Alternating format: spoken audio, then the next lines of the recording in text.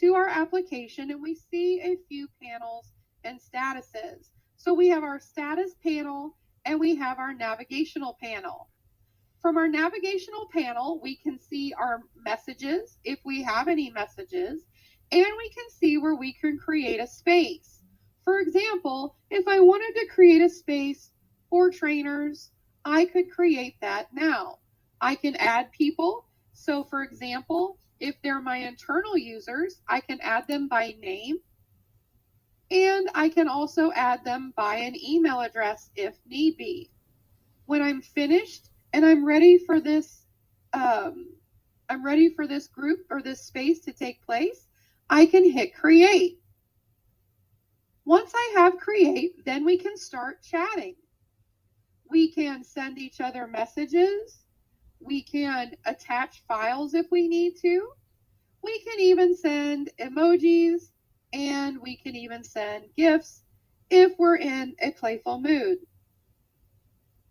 You will see that your spaces are all aligned here. However, if you click the little star next to the name of your space, it will prioritize it for you as a favorite. The same would be if you decided to search for a user listed. You could click on their name and put them with a star as well. This will also bring them as a priority to you, and we can add them here. So that is our messaging.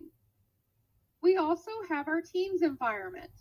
I want you to think of your Teams environment as an organizational umbrella. So for example, you can have your team as your organization, where you can talk to your entire organization.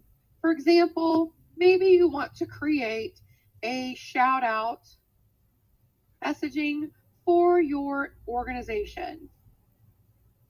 And then you can add your users and create that space. The other place that you can do is you can actually break these down into spaces, or what some people consider groups. For example, you can create a space within the overall team, which would be your organization, and then create subgroups. So for example, if you had a project and you wanted to break it out by department or break it out by responsibility, you could create that team and then you could do subspaces below that. You have a list for your contacts. You can search your contacts by the internal names of your colleagues, or if you have the email address of someone that you know happens to be on Webex, you can actually look for them and search for them and add them as a contact. Once you do so and they can find them for you, you can add them as a contact there. You will have your other contacts, meaning your general contacts, or you can have a top contact listed. That's by creating them as a favorite. You have your call history listed here. So for example, I can see all missed and placed calls in my call history, and I have the ability to dial here for an outbound call, either as an audio or video call. I can also call back a previous number if desired.